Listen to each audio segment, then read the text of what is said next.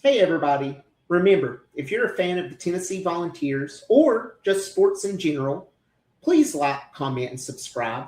Any and all support's greatly appreciated. Now, let's get to the video.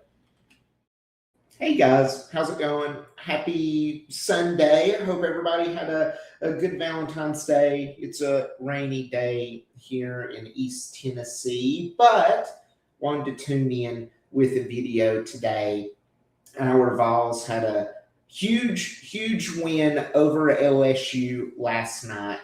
And while LSU is one of the more bottom tier teams in the SEC, the reason I call it so huge is because Rick Barnes notched his 250th win while at the University of Tennessee. So he's one of two coaches that's accomplished that at more than one school, which I think really speaks to the class and the skill of Rick Barnes. And we've really been privileged to have him as head coach. But again, we'll get into that in just a few moments. High level, just analysis of the game, like I always like to do. Pretty early on, again, we're starting to notice a recurring trend, or at least I am, that throughout the year, we've really played from under the basket out. And what I mean by that is we have been trying to assert our dominance under the basket with just the sheer strength of our bigs, with JP, with Felix, with Dwayne Brown, so on and so forth. And again, that's been pretty successful throughout the year, except for Florida, because Florida is just on a whole other level. Because our big men are so much stronger, so much more physical, they're constantly out rebounding. And that physicality is really useful in helping wear teams down throughout the course of the game. And that's exactly what we saw throughout the game here today. Our big men were menaces. Specifically, J.P. Estrella, who I know I've openly had complaints about throughout the year, perusing social media and discussion boards, have also seen people talking about, the dude's so tall, he's talented, but he's not physical enough. And I think we can really attribute that lack of physicality from JP due to, frankly, a history of injuries throughout his career. His first two years at Tennessee had freak accidents that sidelined him through the majority of the year. Beginning of this year, I think it was the second or third game past when we were out of Vegas, right? He hurt his leg. He had that bone bruise, and at the time we thought it was much more serious than that. So I'm not necessarily going to fault J.P. Estrella for playing a little bit more cautious and not as physical as we would like him to be, just because the mentals that go into that with his history of injuries has to be top of mind for him. And of course, he wants to make it throughout an entire season. He wants to contribute to the team's success when we get to March. So completely aware of that. But I would say over the course of the last 2 or 3 games, especially post Kentucky, this most recent loss, right? And even during that game, we have seen him more willingly taking it to the hoop. And a big point of emphasis here, right?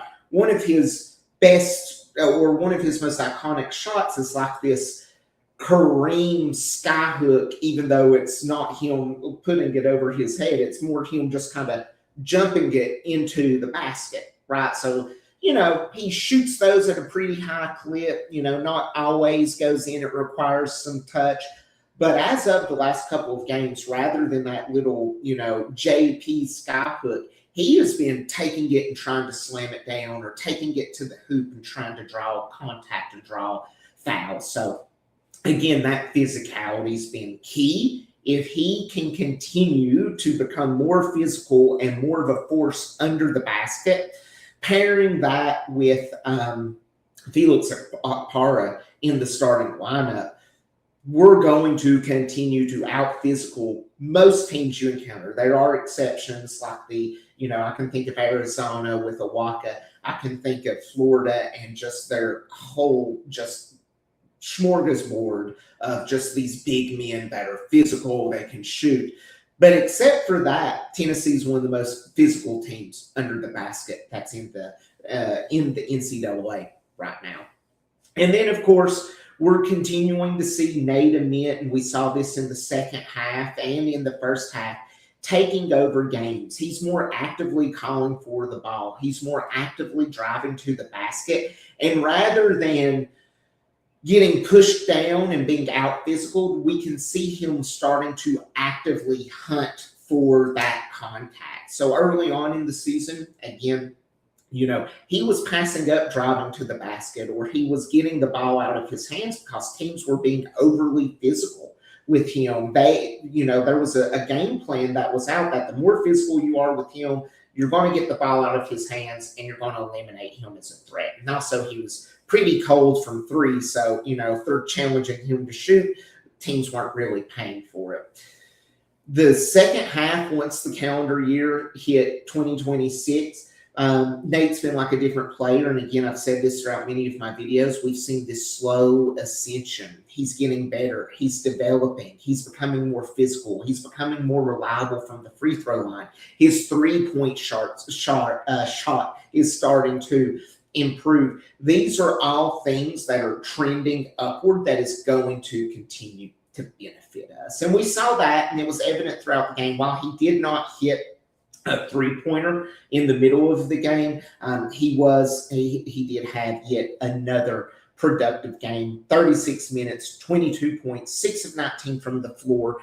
And this is a stat that I absolutely love to see. 10 of 11 from free throws. He's been shooting otherworldly from the free throw line as of late. And that's something we need. If he's going to continue to be physical and pushing towards the basket and trying to draw that contact, you got to be able to hit those free throws.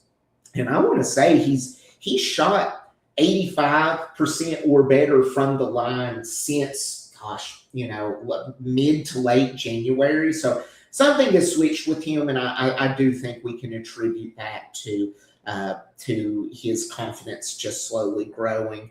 Another thing here, Gillespie, all of his points coming from the three-point line or beyond, just a reliable point scorer. Again, a local kid who early on in the season, especially through the heart of SEC play throughout January, if we did not have Jacoby Gillespie, I think this team would be, in very bad shape. He has just been so vital to everything we do. Bishop Boswell with a little bit of a quiet game, but again, someone who, even though it may not be evident in the stats, he is a spark plug for our team. And again, a huge rebound differential, plus 21 in rebounds. I've noticed, it's very common for us to have plus 20 or more in rebounds against virtually every team that we go up against. However, some of these scores are much more tighter than we would anticipate. I want to say we were 14.5-point favorites against LSU. I thought that point spread was a little bit high, but I circled back to it. And in the second half, if you watch the game, LSU started making a little bit of a run at the end of the first half, into the beginning of the second half. I want to say it was like an 11-1 run. And the reason for it is these untimely, just back-breaking turnovers that just completely switched the momentum of the game. 9-3, you're giving that other team, the opponent, 6 more possessions to score points. And it causes the game to be much closer than it should have been. At one point, LSU took a point lead early in the second half, but Tennessee rallied back and got the victory and, really asserted their dominance. But again, these types of turnovers, as you enter into the SEC tournament and into March, they can be backbreakers. You're not going to be playing LSU in the first round of the NCAA tournament. You're most likely looking at a pretty spunky 12 seed. And if you turn the ball over as much as we do, you are going to pay for it. So we've harped about this throughout the year. Tennessee has to clean up those turnovers if they want to be relevant and if they want to make a deep run into March. If they do, they absolutely can be a real wrecking ball as we enter into March. And the last thing I want to say, and I want to address this, I included it in the thumbnail. This was Rick Barnes' 250th victory at the University of Tennessee. He's been here now 11 years. I want to say, I think he started in 2015, if I'm not mistaken.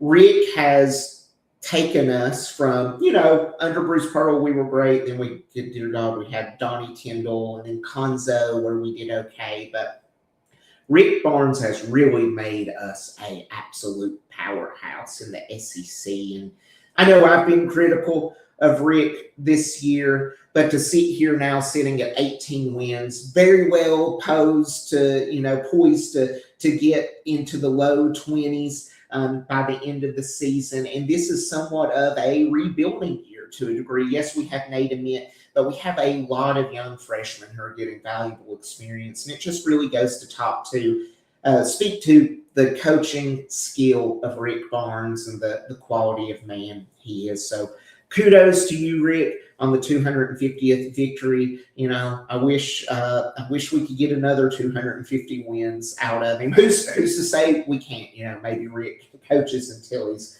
90. Who knows what that looks like? But again, very thankful. A great weekend for our Vols. I saw something. We were 5-0 on the weekend. We had our basketball victory. Softball team won, and 3 wins by the baseball team. So truly an everything school. But let me know what you think down in the comments. What you think about the performance of the team tonight? What are we thinking about? Nate's ascension, those pesky turnovers, and of course Rick's 250th win in the right shade of orange. Look forward to reading them. Thanks again for stopping in today. And remember, if you like this content, I can't ask enough. Please like, comment, and subscribe. Any and all support's greatly appreciated. And as always, go Vols!